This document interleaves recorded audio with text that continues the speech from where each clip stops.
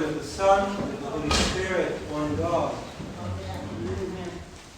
In this Lenten season, it is rich with hymns and commemorations that come to us from the Lenten Triodion, so much that we often fail to miss the thing we pay attention to throughout most of the church year, which is to say, what are the saints that we are commemorating? Obviously in Lent we get the great commemorations on the various Sundays. We've had Gregory Palamas, St. John of the Ladder next week, St. Mary of Egypt. But the Menaion itself is still filled with commemorations of saints, but we sometimes miss them for all the richness that we have elsewhere. A word to the wise, don't die during Lent if you hope for your feast day to be one that people will remember. But tonight, tomorrow, on the calendar of saints is a remarkable saint, one of the greatest of the figures from the scriptures, that the fathers make a lot about, and many of the hymns of the church reference him. I'm talking about Joseph the beloved, Joseph the comely, the righteous Joseph, patriarch of Israel. To understand why the church fathers take so much interest in him, let's recall for a moment just some of the events that are told of him in the scriptures. There's a whole 14 chapters, Genesis 37 to 50, that are all about the story of his life. Joseph is the 11th of the 12 sons of Jacob Israel, who was himself the grandson of Abraham. And following the 6 children born to Leah, and then 2 children each born to the concubines of Leah and Rachel, Joseph is the firstborn of Rachel, Jacob's beloved Rachel. And of course, after him comes Benjamin to complete the 12.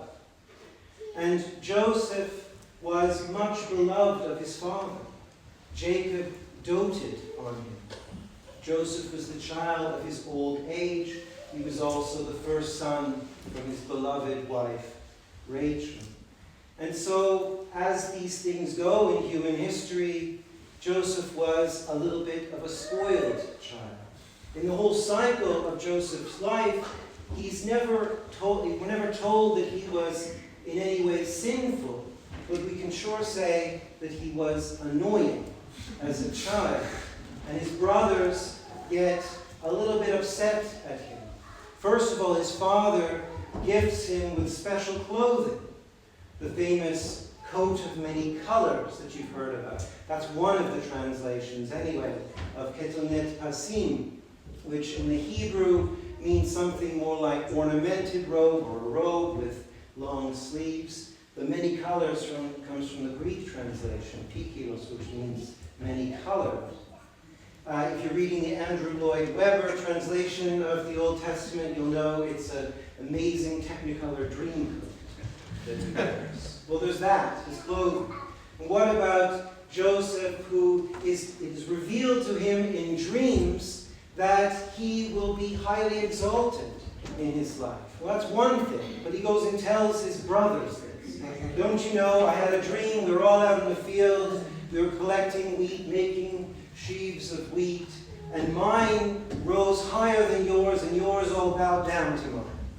Or another dream, you know, the moon and the sun and 11 stars came and they paid worship or veneration to me. This did not go down very well, but the brothers' reaction is, to be honest, a little bit extreme, right?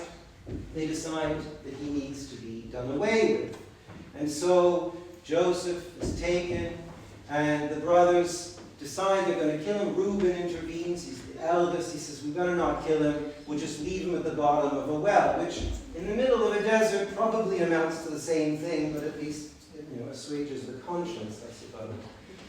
They conspire to do this, but then along come some traders who are on their way to Egypt, and they think, might as well make some money at this while we're at it, so they sell Joseph, and he's carried off into Egypt. There he's sold to the captain of the guard, Potiphar. And Potiphar knows a thing or two because he recognizes in Joseph as precocious, maybe as immature as he might have been, but some real skill.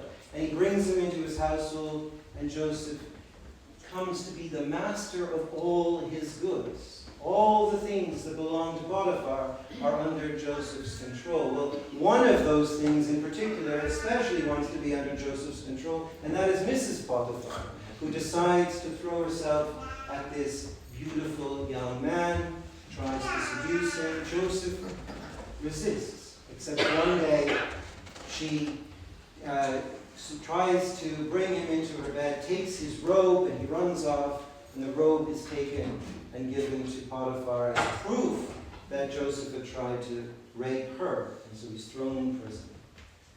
But he continues, right? He decides not to fight his lot, but actually to get along with his fellow prisoners. He interprets their dreams.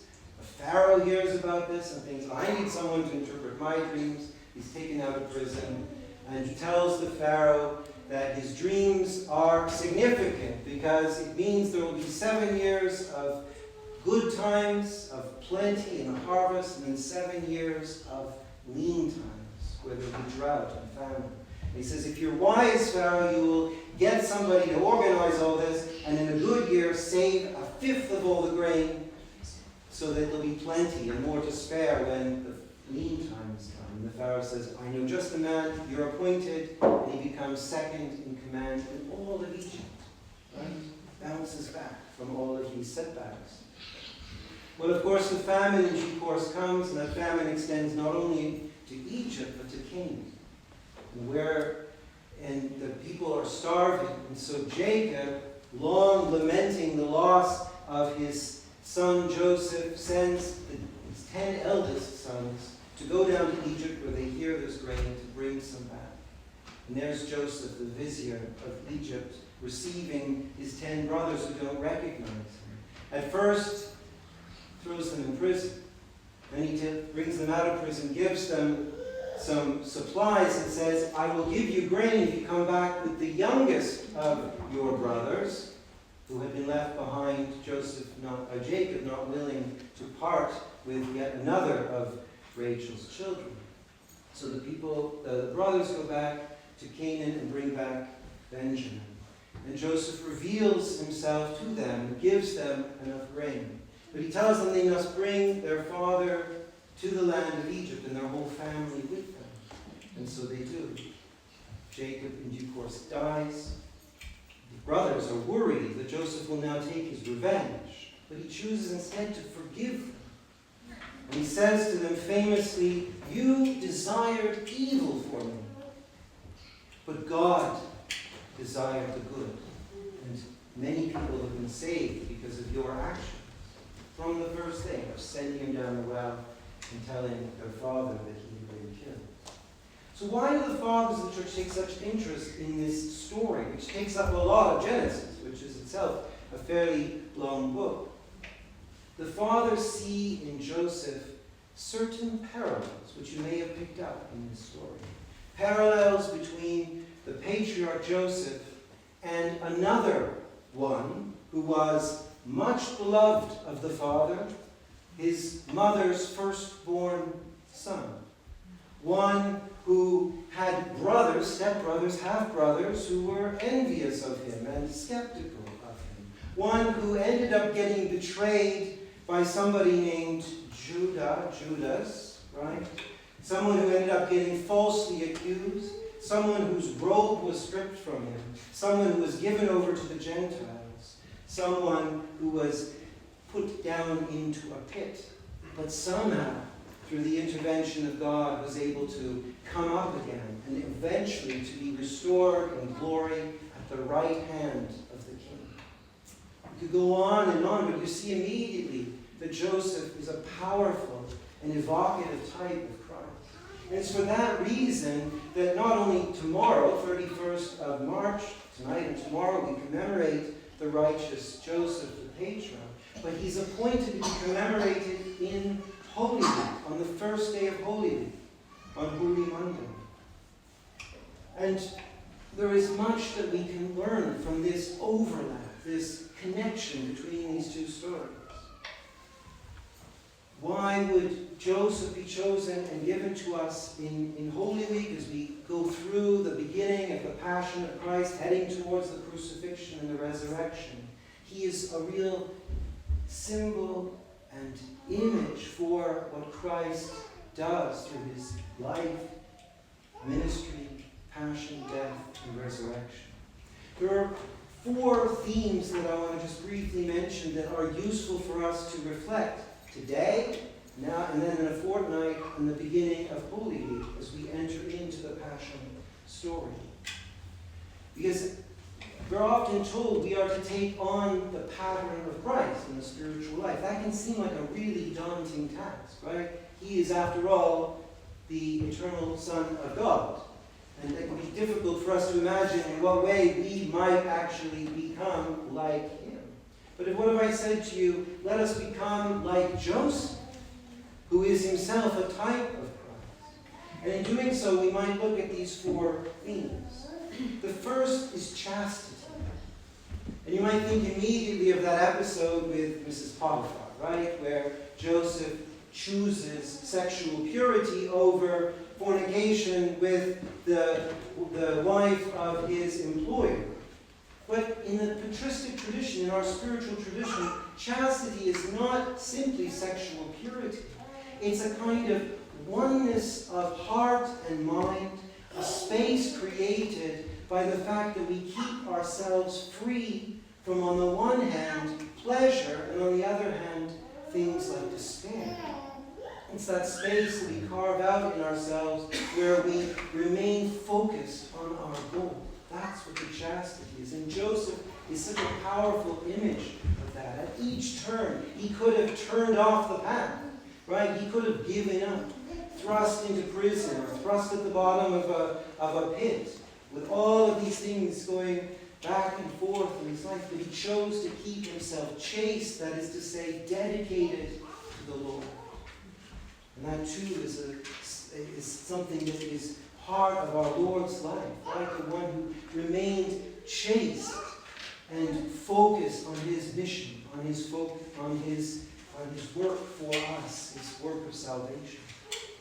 The second is a humility that Joseph takes on. He starts his life, he's pretty annoying and spoiled and the kind of person you wouldn't really want to keep around. He thought pretty highly of himself. He heard these marvelous visions of how he would be exalted, and he tried to enact that in his family group, and that wasn't a wise idea. But through his experience, he becomes more and more humble.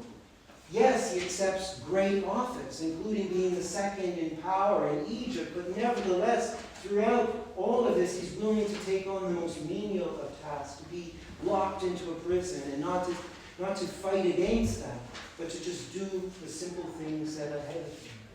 Whatever the circumstances, he did the faithful thing that was set before him. He did that humility. The humility like the one who did not count divinity or equality with God as something to be grasped, as St. Paul says in Philippians, but emptied himself and gave himself for others. So Joseph and Jesus both exemplify those. The next of the 4 themes that I would like us to think about is patience, right? Endurance. How Joseph was willing to wait things out. He wasn't in a hurry to get to what he thought the next stage in the journey was all about. Wherever he was taken, he was willing to faithfully wait upon the Lord. He knew that eventually this story would work itself out. He had the clarity given to him from those visions from God, but he also just had confidence and hope in God himself that he would actually prevail, regardless of his circumstances. He's willing to wait, to play that longer game. Those of you who were at the retreat yesterday heard that beautiful story from the Desert Fathers about the monk who was asked to take a plank of wood and to water it every single day. And you might think, why or what the purpose of that is, or how could I possibly undertake such a task? And yet, from that patient endurance, that obedience, eventually a plant comes. And that plant gives life, that plant bears fruit. By contrast, we often want to rush to the very thing, right? We don't want to wait things out. You know, on Holy Week, on the Monday, when we read about St. Joseph and we commemorate him, there's another image we're given. It's the image of a fig tree. It's of a fig tree so full of leaves that has no fruit. Unlike the plank of wood that with patience bears fruit, the fig tree Jesus finds on his way into Jerusalem to face his passion and his death. And he's hungry, it says in the Gospel. And he goes to this tree full of leaves expecting fruit, and it has none. And he curses that fig tree. It's the opposite of Joseph, that one's the foil for the other. Joseph, the patient and fruitful servant of God, contrasted with the thing that has all the leaves in the world, all the show, but none of the produce. And what do we do in our own spiritual life sometimes? We go for all the show, all the activity, all the performance without the fruit. And we're called here to think more about faithful, patient endurance. The fourth theme here is love. You know, Joseph had a choice, right? In the end, and he chose, like Christ, to forgive those who had hurt him, forgive those who had wanted to see his death, just as our Lord forgives from the cross. It's his choice to love, to respond to violence and hatred with love rather than with something else in return. But we need to note that he would not even have been in this position had he not believed what he says in that beautiful verse in Genesis 50, where he says, "You desire evil, and yet God wanted good." He believed that. That was the basis of his loving action. And today we live in a world where there's an awful lot of stuff around us which we can well describe under "you wanted evil," right? The world is not necessarily a very good place, and we have a choice of how to respond. We can respond with violence or with our fighting for against injustice on our own behalf. That Joseph, plunged into prison, might well have said, "I'm innocent, and I'll just fight for this." Instead, he humbly accepts that and seeks the loving response, which is to work with Pharaoh to save as many people from famine as possible. You see, by choosing love, he was in the right place to see God effect that transformation of the evil and the hatred into the good. We too should choose that, because we otherwise won't be in that place. If we choose now to live God's future kingdom of love and forgiveness, we'll be in a place to see more of that kingdom come into play. Chastity, humility, patience, and love. Where have we just heard those words? They're the four things we ask in that beautiful prayer of St. Ephraim all through Lent. And you know Joseph's two sons' names, Manasseh and Ephraim. You'll remember this now, right? Prayer of St. Ephraim, Joseph, that he exemplifies those, and that's what makes him a type of Christ. That's why we remember him on Holy Monday, and that's why we're blessed this year to have 2 weeks' notice of that, right? To work towards that. That in 2 weeks' time, as we enter into Holy Week and we hear those beautiful hymns celebrating Joseph, condemning a fig tree that has all the leaves but none of the fruit, that we'll know to think about chastity, humility, patience, and love, and pattern ourselves after Joseph, indeed, but thereby pattern ourselves after Christ himself, who exemplified all those towards us. May we all have a good completion to this Lenten journey. May we all enter into the journey with Christ towards the cross and accompany him too through the third day resurrection. Amen.